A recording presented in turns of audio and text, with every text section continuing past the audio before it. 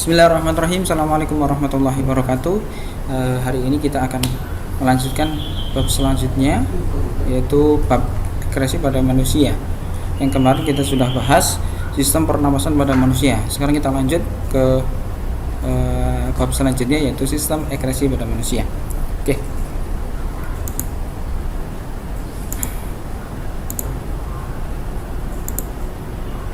Nah, sistem akresi pada manusia itu dibagi menjadi 4. Yang pertama adalah paru-paru, hati, kulit, dan ginjal.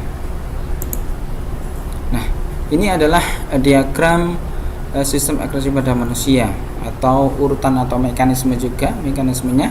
Yang pertama adalah ginjal, ya. Ini filtrasi terjadi pada glomerulus, kemudian diterima oleh absorpsi, diterima oleh tubulus, kemudian disekresi di ureter, dan kemudian dikeluarkan melalui urin atau urea, ya. Kemudian yang kedua adalah paru-paru. Paru-paru ini mengeluarkan CO2 dan air melalui alveolus. Kemudian yang ketiga adalah kulit. Kulit ini mengeluarkan keringat melalui kelenjar keringat. Kemudian yang terakhir adalah liver atau hati. Liver atau hati ini di situ ada proses penetralisir racun, ya. Dan mengeluarkan zat racun atau bilirubin. Selanjutnya kulit. Sistem akresi pada manusia yang pertama kita bahas adalah kulit. Fungsi kulit di sini adalah pertama sebagai alat ekskresi, ya. Di mana mengeluarkan keringat, ya, mengeluarkan keringat, air, garam, dan sisa metabolisme sel dan urea. Kedua, sebagai alat pengatur suhu, sebagai tempat penyimpanan cadangan makanan, sebagai indra paraba, ya, merupakan kulit ini merupakan salah satu sistem alat indra, ya, terutama salah satu alat indra. Kemudian sebagai pelindung akan hilangnya air dari dalam tubuh. Yang terakhir sebagai pelindung tubuh dari gesekan. Nah, itu tadi adalah fungsi-fungsi dari kulit. Yang kedua itu struktur kulitnya. Nah, ini adalah struktur kulit, ya. Ada epidermis, dermis, jaringan lemak, jaringan bawah kulit, dan lain sebagainya. Banyak sekali. Nah, kulit terdiri dari 2 lapis. Yang pertama adalah epidermis atau kulit ari, terdiri dari beberapa stratum atau lapisan. Stratum corneum ini disebut juga lapisan tanduk tersusun atas sel mati yang selalu melepas. Stratum lucidium ini berlapisan berwarna bening. Kemudian stratum granulosum mengandung pigmen melanin. Kemudian stratum spinosum atau sel-sel dapat memperbanyak diri ini, ya. Kemudian stratum germinativum terus selalu tumbuh membentuk sel baru keluar. Yang kedua dari setelah epidermis itu ada dermis atau kulit jangat. Sini ada pembuluh darah, akar rambut, ujung-ujung saraf, dan kelenjar keringat, ya, dan kelenjar minyak terakhir. Ada lagi lapisan lemak subkuntas. Itu adalah beberapa bagian dari dermis, ya. Nah, sekarang adalah mekanisme pengeluaran keringat. Jadi apa-apa yang kita lakukan itu mengeluarkan keringatnya. Kita kan tidak tahu mekanismenya bagaimana keringat itu keluar. Kita bahas sekarang. Proses pengeluaran keringat dipengaruhi oleh hipotalamus yang menghasilkan enzim bradikinin. Ini adalah mekanismenya, ya. Mekanismenya. Oke. Ini mekanismenya. Suhu meningkat, kemudian suhu rendah merangsang hipotalamus, kemudian mensekresikan hormon masuk ke darah, merangsang pembuluh darah sehingga melebar, kemudian kecepatan aliran darah menurun sehingga kemudian masuk ke kelenjar keringat, mengeluarkan keringat, dan suhu menjadi turun. Itu adalah mekanisme dari pengeluaran keringat kita. Jadi setelah kita berolahraga pasti mengeluarkan keringat, ya, pasti mengeluarkan keringat. Jadi ini adalah siklusnya atau mekanismenya. Oke, kita lanjut. Faktor-faktor yang mempengaruhi pengeluaran keringat. Yang pertama aktivitas tubuh, ya. Semakin banyak aktivitas kita yang kita lakukan, semakin banyak keringat yang kita keluarkan. Kemudian suhu lingkungan yang panas sehingga keluar keringat. Kemudian ini ada gambarnya, guncangan emosi ya, emosi ya, yang sering emosi pasti keluar keringat ya. Ini adalah gambar struktur dari kulit kita ya. Oke. Nah, rangsangan saraf simpatetik akibat emosi, betul sekali. Nah, ini sekarang selanjutnya setelah hati kita lanjut ke hati atau hepar atau liver ya, hati. Fungsi dari hati itu sendiri adalah yang pertama menghasilkan empedu secara terus menerus yang ditampung dalam vesika velea atau kantung empedu ya. Dua empedu berasal dari penghancuran hemoglobin eritrosit yang telah tua. Eritrosit yang telah tua dirombak di dalam hati. Hemoglobin dilepaskan dari sela darah merah ya, eritrosit. Nah, Hb atau hemoglobin dipecah menjadi hemin, zat besi dan globin. Nah, ini adalah siklus atau mekanisme eritrosit ya, kemudian menjadi hemoglobin. Nah, ini bisa dilihat. Oke. Nah, kemudian enzim arginase berperan dalam proses penguraian asam amino. Asam amino arginin, nah ini dibagi menjadi dua, yaitu ornitin dan urea, meningkat amonia dan CO2 yang bersifat racun, dan kemudian dinetralkan oleh hati. Urea ini, nah diserap oleh ginjal dan keluar melalui urin. Kemudian paru-paru. Fungsi dari paru-paru itu sendiri adalah yang pertama mengeluarkan CO2 dan H2O, karbon dioksida dan air yang diangkut oleh darah dari jaringan tubuh menuju paru. CO2 dan air diekskresikan melalui proses aspirasi. Ya, oke. Ginjal, nah ini adalah gambar ginjal ya, ginjal kita. Salah satu sistem ekskresi pada manusia adalah sistem urin. Organ penyusun sistem urin antara lain adalah ginjal, ureter, kantong kemih, dan uretra. Ginjal merupakan komponen utama penyusun sistem urin. Ya. Ginjal sering disebut juga dengan buah pinggang karena letaknya berada di sebelah kanan dan kiri tulang pinggang. Nah, ini adalah gambar dari ginjal kita ya. Ini ada spesifikasinya.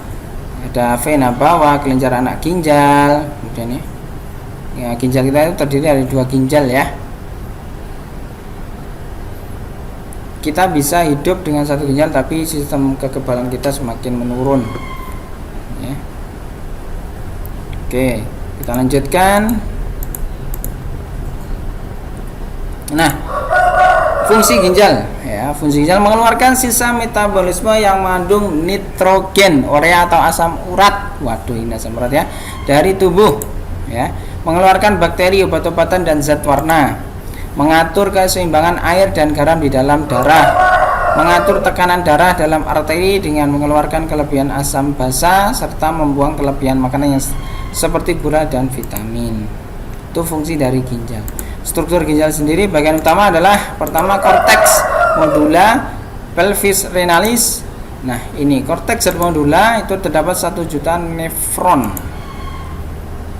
Nefron adalah unit struktural dan fungsional terkecil dari ginjal. Nah, ini adalah struktur dari ginjal kita. Ada kapsul Bowman, glomerulus, tubulus cortonus proximal dan lain sebagainya. Ya. Nefron ini, nefron ini adalah benar-benar nefron. Terdiri dari, nah ini kapsul Bowman berbentuk mangkok atau piala. Ini kapsul Bowman ya. Nah ini. Kemudian glomerulus, untaian yang pembuluh kapiler yang dindingnya bertautan dengan dinding kapsul Bowman. Kemudian tubulus renalis dibagi menjadi tubulus contortus proximal, lengkung Henle, tubulus contortus distal, dan tubulus collectivus. Oke, mekanisme terbentuknya urin. Nah, ini. Urin merupakan zat sisa metabolisme yang dikeluarkan oleh ginjal. Ini urin kita yang sering. Bagaimana terbentuknya urin? Bagaimana kira-kira? Nah, proses pembentukan urin berlangsung secara 3 tahap, yaitu pertama adalah filtrasi, kemudian reabsorpsi, kemudian augmentasi, ya. Nah, ini urin terbentuk melalui 3 tahap, yaitu filtrasi, reabsorpsi, sekresi atau augmentasi. Ini filtrasi. Proses ini terjadi ketika darah yang mengandung air, gula, garam, urea dan lain sebagainya masuk ke dalam glomerulus dan disaring, maka terbentuklah filtrat glomerulus atau urin primer. Reabsorpsi atau penyerapan kembali. Proses ini terjadi di tubulus proksimal sehingga lengkung henle dan menghasilkan urin sekunder. Augmentasi atau penambahan zat terjadi pada tubulus cortotus distal, lalu dihasilkan urin sesungguhnya dan dibawa ke tubulus collectivus. Ini ya, ini adalah prosesnya ya di sini. Tubulus distal kemudian dilanjutkan. Nah, ini keluarnya di sini.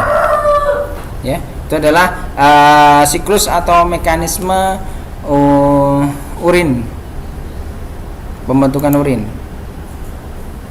Nah,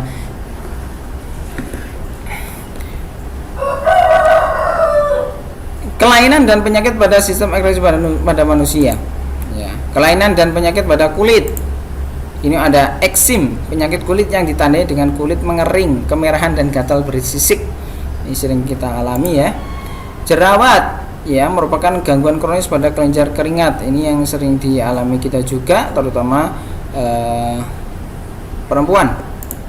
Kemudian kudis. Nah, kudis ini penyakit kulit yang disebabkan oleh infeksi caplak atau tungau. Skabies, penyakit ini disebabkan oleh penyakit insekta yang sangat kecil atau Cervoptes scabies dan dapat menular.